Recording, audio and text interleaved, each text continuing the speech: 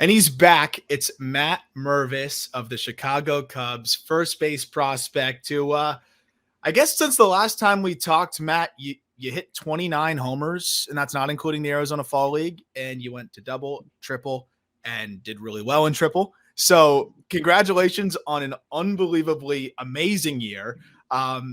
It feels like I talked to you like 4 years ago on the podcast, last time we were doing this. So really cool to talk to you now after this insane year you just had.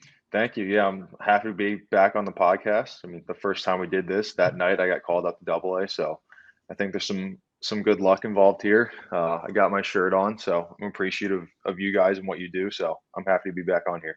Thank you so much, dude. Well, so for those on YouTube, they could see the long sleeve athletic just baseball tee, which by the way is we've got a Cyber Monday deal going till Wednesday on that. But Matt did not have to pay for the Cyber Monday deal. It's friends and family discount there, but looks great on you, and it is available. Link is in the description. Thank you for wearing that, by the way. That was a great surprise. I didn't know if you got it yet or not. But no, thanks for sending it to me. I'm always worried about you monsters great. that like may not even fit the XL. And I'm like, is this going to work? But those run a little big, fit you pretty good. Yeah, I'm typically a double X, and this fits great. It's a nice material. I'm going to work out in it. So I was nervous with you. I can't lie. I was like, this guy's not going to fit in our stuff. But okay, this has been a whirlwind of a year for you, as I know. I mean, like, this is the funny thing is I've talked to you, I don't even know how many times between these two episodes, but for people listening, like the last time we spoke, you were doing great things, but it was high A. You were, a college guy. Everything was kind of taken with a grain of salt, and understandably so. You knew what you were capable of. You knew what you were doing, but you had to do it in double and triple A until people were going to really start buying what you were selling. I tried to sell it to people on the podcast, and I can't tell you how many people, by the way, have thanked me for helping them in their dynasty league because they scooped you up before anybody else. But I could understand needing to see it in double and triple. But once you did it in double and triple, things really started to I would just say happen for you in terms of just like you went from the guy that didn't have a Fangraphs page, because I remember trying to find your Fangraphs stats when you were in low A and you didn't even have a Fangraphs page, to now Marquee is running stories on you, the Chicago Tribune, you're getting interview requests left and right. I mean, people are bothering you all the time. You handle it really well, but I mean, you went from, this kind of unsung guy to really just being bothered 24/7, which is a beautiful thing. But how has that whirlwind been for you? Because again, last time we talked to me, you had no idea, I don't think, what was ahead of you in terms of just all of the media scrum and all of those things. Yeah, I didn't. It's been a crazy 7 months, I guess, since I started getting recognition.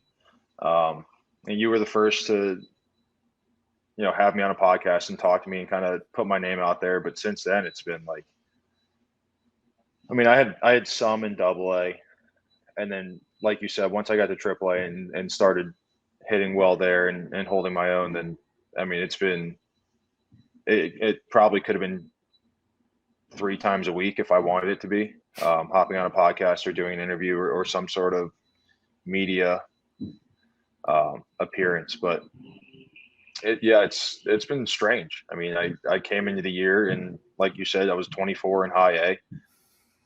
Not a lot of expectations, I think, from the media. And since then, it's just been kind of just like a straight up ride to where I am now. So it's been a lot of fun. I've had to learn how to balance.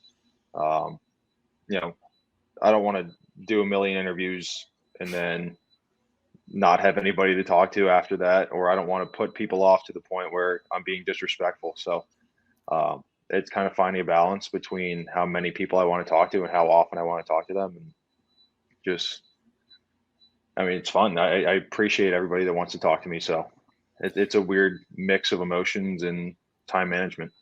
Yeah. And we're going to get into the baseball side of things, but that's something I really wanted to kind of, because it ties in, of course. And of course, you're somebody that I can already tell, and just knowing you, for a few years now, just somebody that, you're going to want to give everybody time and do the interviews, and you're a great guy, but at the same time, like, you're a human being, right? You only have so many hours in the day and so much brain power that can be allocated to people like me talking your ear off and trying to get you to talk and trying to get you to do stuff. And how did you manage that overwhelming, eyeballs on you all of a sudden? Because that's a different side of it too, right? I feel like for a lot of people, it's a little bit easier to hit when no one's paying attention to you and there's no pressure and there's no expectations. You get these expectations. With expectations, for most people comes pressure. You seem to always rise to the occasion. And whether that's just the pressure from just feeling like there's eyeballs on you when you're leaving the stadium or on social media, or, just realizing, holy crap, the GM is talking about me right now, which happened recently. Like, how did you continue to produce and not let those pressures and those external factors seep into what you were doing on the baseball field? Because ironically, as the pressure seemed to get higher, or at least what it would seem like would be pressure, you seem to get better. I care more about how I do than anyone else does. So my expectations are more than what the fans could put on me or the front office or teammates or anything. So, no, I get into the batter's box every day expecting to get a hit and expecting to hit a ball hard. And sometimes it doesn't happen, obviously, and it leads to frustration, which is where I need to handle that better. But um, the expectations of performing and getting hits and hitting home runs and helping us win, I mean, I have all that internally. I don't really hear any of it from the outside world, just because I'm plenty motivated myself to make that happen. And I mean, we saw that. And that's the amazing thing is you start in high A, 350, 389, 650 slash line, which is spectacular in 27 games. But what stands out the most is you were only walking at a 4.6% clip. You're striking out at a 24% clip. So a lot of people look at that and say, okay, well, how is he going to translate it to double A? Because traditionally speaking, guys with those kinds of numbers would probably see the strikeout rate jump up in double. But that wasn't the case for you at all. You double your walk rate and you cut the strikeout rate by 4% in double A while maintaining the same production. Okay, well, double A is tougher. This is impressive. We're definitely considering it now. But I'm going to need to see a little bit more. Can you do it against triple A pitching where those are going to be way more advanced guys? Well, yes, your strikeout rate drops to 14% and you walk at a 10% clip. So your walk rate steadily increases as you rise levels. Your strikeout rate decreases as you rise levels. It's counterintuitive. It doesn't make sense if people were considering you to be the hitter that you were in high A. But the reality is the hitter that you were in high A was just the tip of the iceberg of the hitter that you became as the year went on. How were you able to become that hitter as you were forced to, get accommodated or acclimated to huge jumps, double and then triple? I think I've always been a better hitter against better pitching, which is weird to say, but even going back to college, my junior year, I think I had much better stats in the ACC against higher level arms than I did in, say, midweek or out of conference games. Um, and I don't know if it's a mental thing where I focus more, um, or I don't know what it is, but I think the one thing I focused on this year was um, better pitch selection as I moved up. So in high A, I thought I could hit everything, so I swung at everything. Yeah. Um, and I did for the most part, but I also struck out 25% of the time, like you said. So um, as I moved up, I knew I would have to shrink the zone a little bit just because I had a taste of AAA in 21, just filling in at the end of the year when I think we had some injuries or COVID issues or whatever it was. Um, and so I got up there for 4 games, like 10 at bats, whatever it was. And I mean, I remember thinking like, wow, the umpires up here are like really good. Like Yeah. I think I swung at a change up a ball or half a ball off the plate or something like that. And I fouled it off in a 2-strike count. And I immediately asked the umpire, did you have it there? And he goes, no. There was no explanation. He didn't say how far off. He just said, no, it's not a strike. So I kind of took that with me when I got back up to AAA. I was like, these guys are going to make good calls. I don't have to swing at those pitches. And that made my eye better throughout the year. Just kind of, I see that pitch once and I go, okay, that's a ball. He's going to call it a ball whenever it's thrown there. so I don't have to swing at it. So I can kind of shrink the strike zone, shrink what I'm looking at, and it led to less chase. How much different is it, umpires wise? I wish there was a way to almost be able to contextualize it. I don't want you to rip low, high A and double A umpires, but uh, how much better are they? Because I want to say that I have looked through the numbers, and the one area where I do see I see the high A to double A jump where guys typically the strikeout rate just rises. You will see the occasional double A to triple A strikeout rate drop. That's a little bit more common for this exact reason that you just said. How much better are these umpires? I mean, you gave some anecdotal evidence. I think that really does help, understand that. But is it a lot better, or is it kind of just depends on the guy? Across the board, they're a lot better. That's good to hear. For me, there wasn't that big of a difference between high A and double A in terms of, Interesting. I mean, you square the catcher up, you get rewarded a lot of the time in those two levels.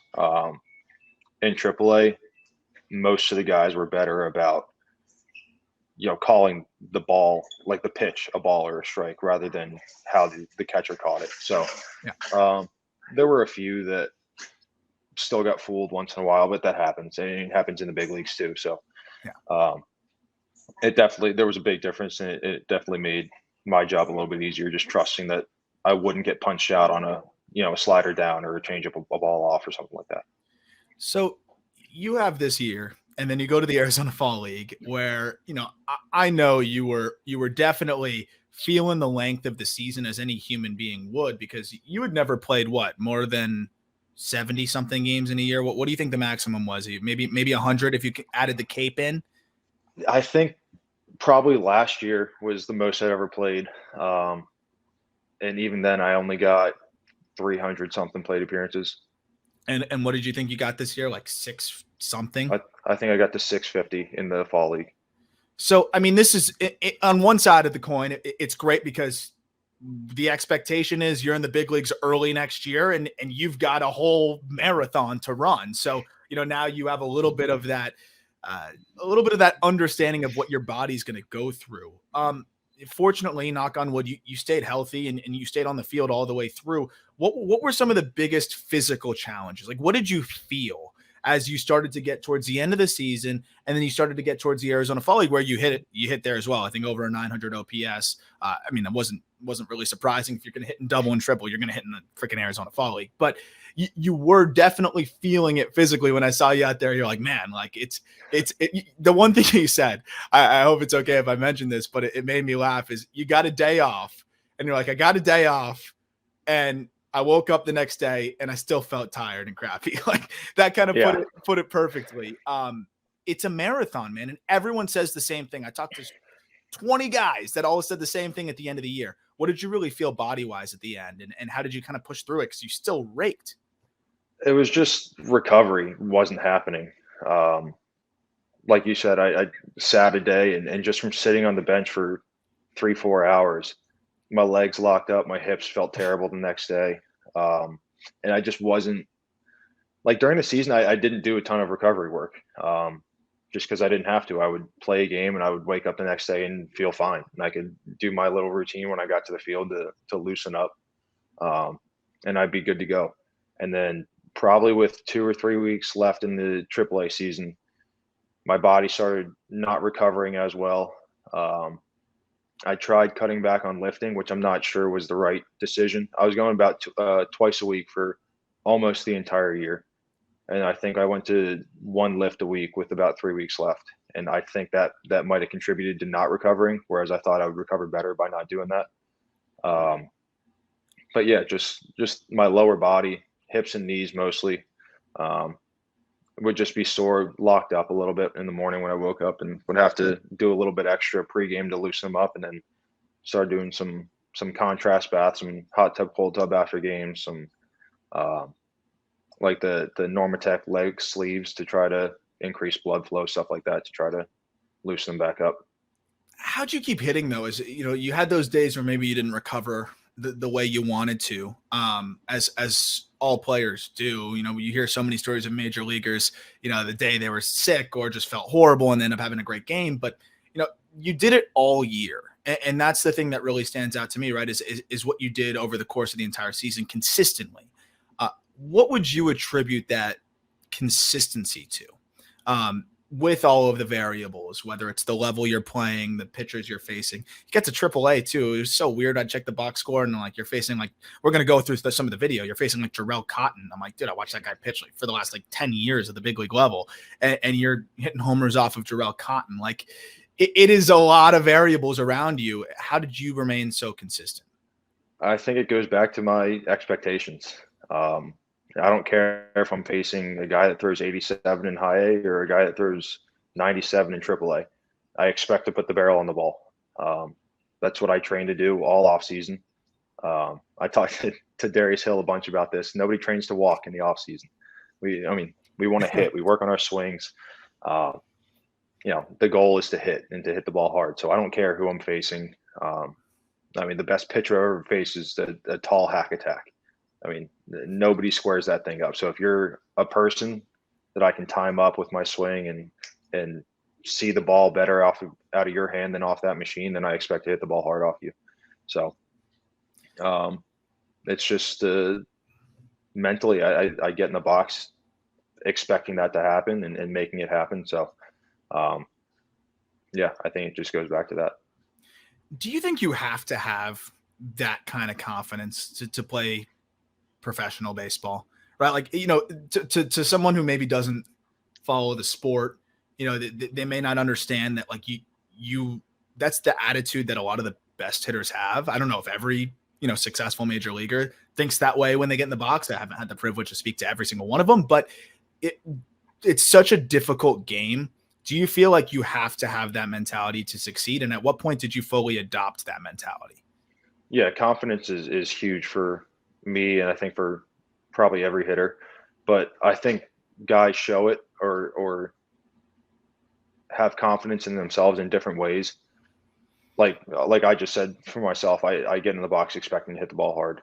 Some guys, maybe rely on their finding their feel before the game to have confidence, or rely on recent results to have confidence, whatever it is. But yeah, I think confidence is huge, especially when you're facing the best pitchers in the world. If you're going into the batter's box doubting yourself or not really convicted with a plan, then I think you're probably in trouble. And when did you really start to feel that way? Like that you could beat everybody you faced? Was that something since you were in high school? Was it something that clicked in college, the Cape, professionally? Like... I've always thought I'm the best hitter in the world.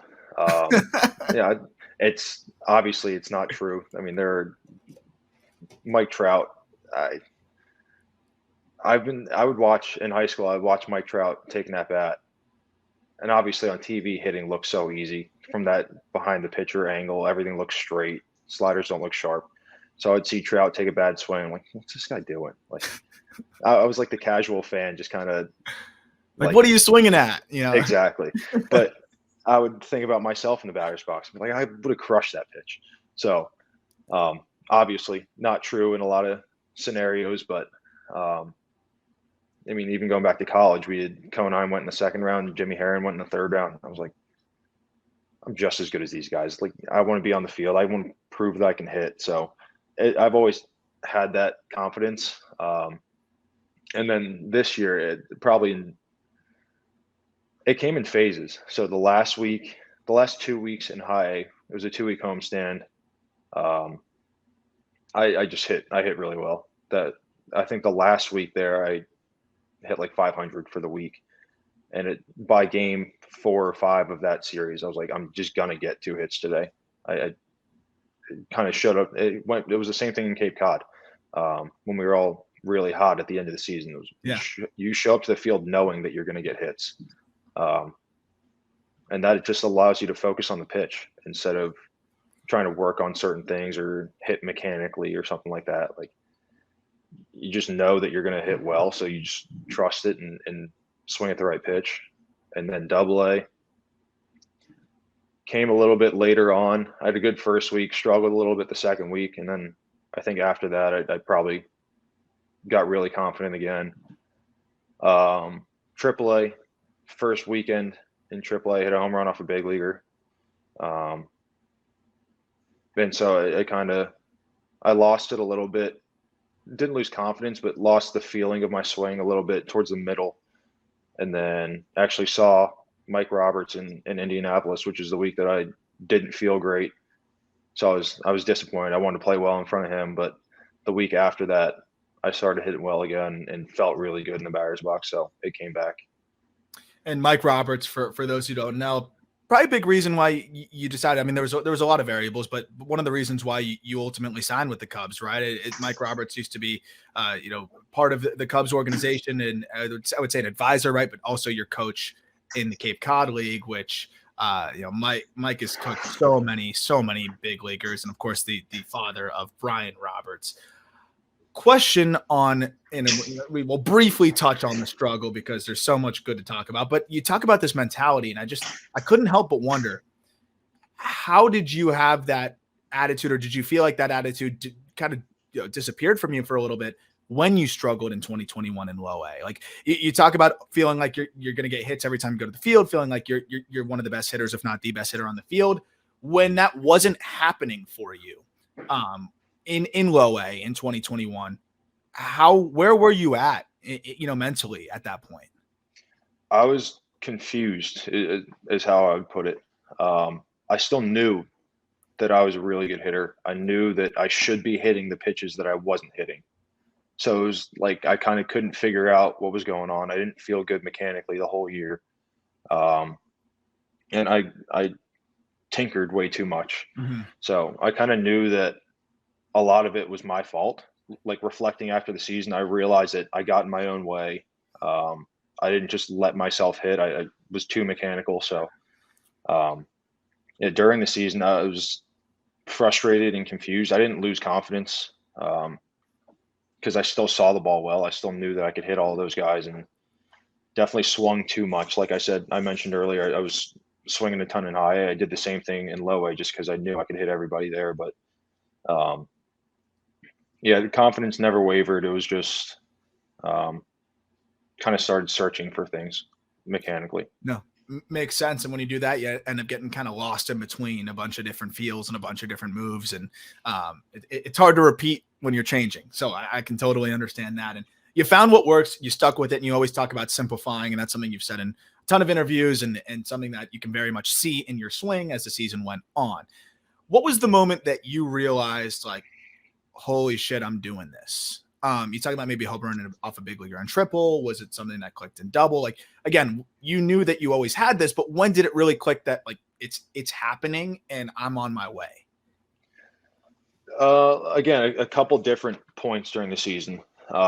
I've talked about this one at bat a few times in a couple interviews. There was a left on left curveball or slider in high A, I think week 2 or week 3 of the season, that I stayed on and hit a double to right center. And I didn't have that feeling all of last year. I didn't take a swing pretty much all of that year where it felt like my 2019 Cape Cod swing, which is the best I've ever felt. And then double A, like towards the end before I got promoted, it was just like, it was the same thing. Like I would show up and just kind of know that I was going to get a hit or get 2 hits or have good at bats, whatever it was. And then probably AAA, I would say I had a 2-week span, I think it was Columbus and St. Paul, where I think I hit 6 home runs in 2 weeks. I was chasing 30 home runs at that point. By the end of the second week, I was at like 32. I just kind of blew past it, and I didn't even know what happened. But I was like, yeah, I can hit these guys. Like, obviously, very good pitchers, a ton of guys that are going to be in the big leagues, but I held my own, and I felt really confident with it. My parents were there, so it was for some of it, so it was fun to celebrate with them and kind of realize what was going on. And I mean, we talk about, I think what kind of makes it set into is the media scrum around it. I remember I texted you after you had that opportunity to go to Wrigley, which was part of what was it, like the Cubs did something where they invited a lot of the top prospects to come check out Wrigley, basically. Is that what that was? Yeah, it was a little bit of getting familiar with the area. We did our end of the year meetings there. What else? Some media training and some Yeah. media appearances. So it was a full weekend of pretty much getting ready for the next step. That was one that that was one of those moments where I was like, whoa, like he's there now. Like, cause I texted you right after, like, congrats, but that was weird. Because it was like the picture was a picture I saw on Twitter. You were standing and there was like a full scrum around you, like a full circle around you. And like, you know, you did a great job in the interview and they asked you some tough questions. But it was just one of those moments where I was like, holy crap, like he's at Wrigley, he's in Chicago, and all of those people are trying to get, some words from him.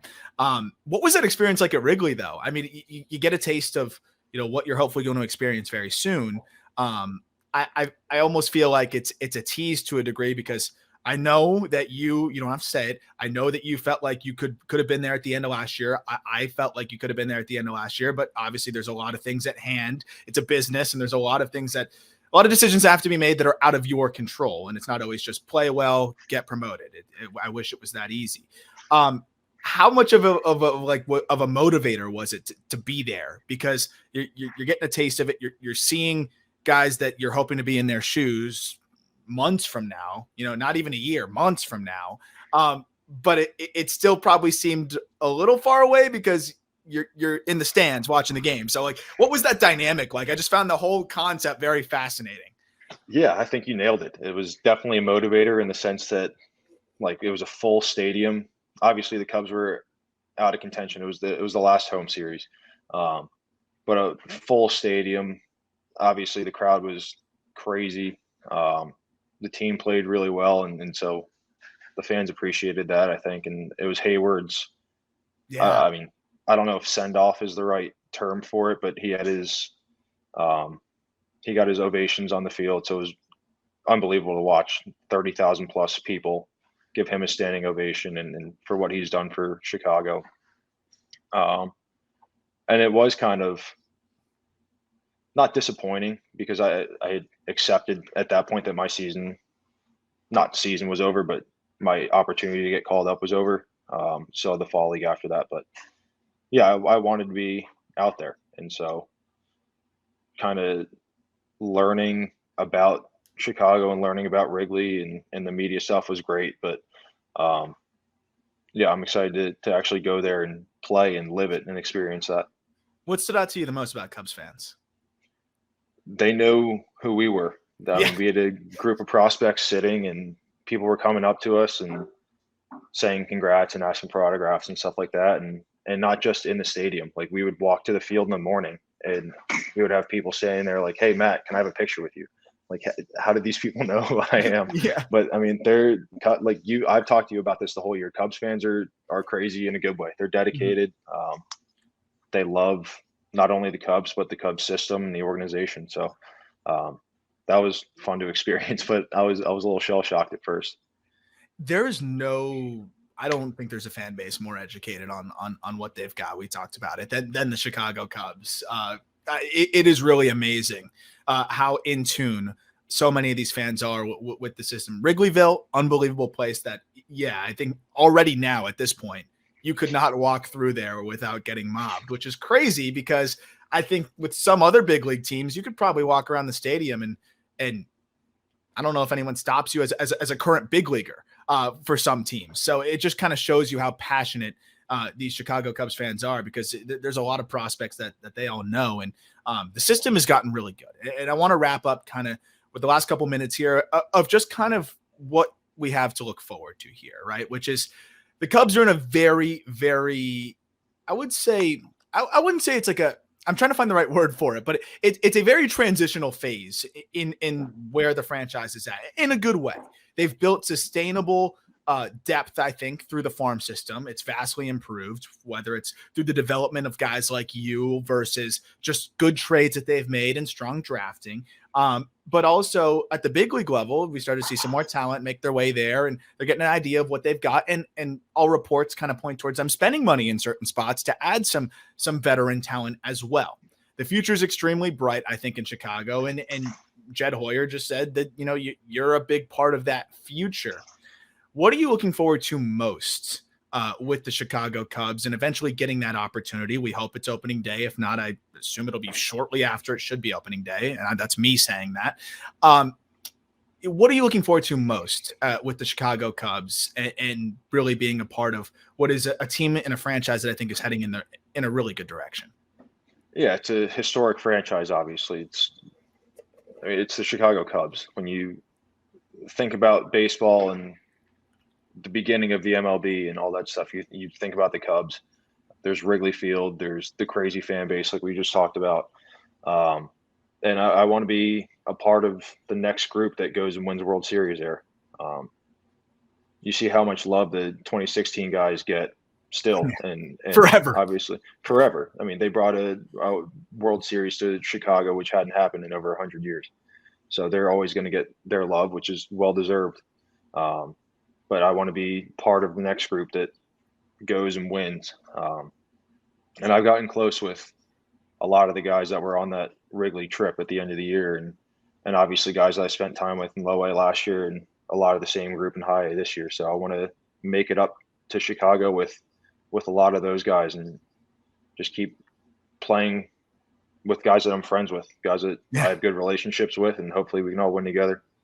Who are some of the most impressive guys that you've been able to play with now as you climb through the system, being on 3 different teams last year? Who are the guys that it could be a very high profile guy or whatever, but who are some guys that you think Cubs fans should be excited about, and maybe some that people aren't as aware of? One that I've talked to you about that nobody talks about is Darius Hill. I mean, he's like the best bat to ball hitter I've ever seen. He gets mad at me when I hit ground balls at people, because he is such good bat control that if the third baseman shifts him, he's just going to hit a ground ball down the third baseline and take a double. And if they don't shift him, he's going to hit a ground ball in the 6 hole. It's incredible to watch, and it makes me really mad when he gets mad at me for hitting a ground ball at people, because it's obviously not on purpose. Yeah. But he's so good at controlling the bat that he can just take his hits that way. Obviously, Pete Crow Armstrong is a dynamic athlete. I haven't played a game with him, but just watching him like shag balls in spring training was ridiculous to watch.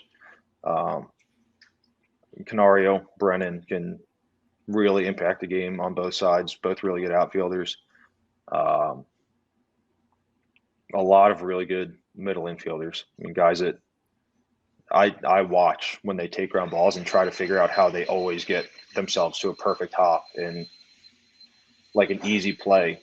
Not easy in the sense that they should make it every time, but like there are guys that can position themselves to get a short hop on balls. And I'm like, how do you even get in front of that in the first place, and second, get yourself a good hop? So, I mean, there's talent, and not to mention pitchers. I think we're going to talk about them at some point, but the guys like, I haven't seen Ben Brown throw, but I've heard good things. Wicks is obviously really good. DJ Hers is really good. Wesneski and Killian and Assad were AAA this year, and each had big league time. So there are a ton of young guys that are going to make an impact. Last question for you before we head over to StreamYard and do some live ABs and breaking down some of your favorite at bats from the season, which I'm really excited to do. And the link to that'll it'll probably be up on YouTube by the time you're listening to this, and I'll put the link in the description if it's up on there. What is a successful year for you selfishly? Like, I want you to be selfish here, because I know you're going to say win. And I do believe that. Like, I know you want to win, and you talked about it because of how much it means to Chicago and how cool that would be. But I want you to be selfish for a second here. For you, what would a successful 2023 season be? First, I want to break with the team. That's my goal. I don't want to miss any time. I want to be up in Chicago for opening day and, start playing right away. And then other than that, just hit. My impact is going to be hitting and picking balls at first base pretty much. I mean, that's my defensive value. So do what I can to help out the rest of our infielders and pitcher and catcher down there. But offensively, I want to hit. I want to hit some home runs. I want to – is the audio all right? Yeah, it's okay. Okay. I want to hit. I want to hit a few home runs, driving RBIs. That's what I did this year, and that's what people are expecting of me. So, I don't I don't set really number goals that I want to reach, but just kind of mentally, there's a threshold that I want to get to. Yeah, no, and I think you're going to get there. I mean, 36 home runs last year, 119 RBI. I don't know what your goal was before the season, but I would assume that it probably wasn't that high. So it's probably a good thing to not put those barriers on yourself, because who knows how far you can push this thing. And you pushed it really far last year, man. It was really awesome to watch you do what you did.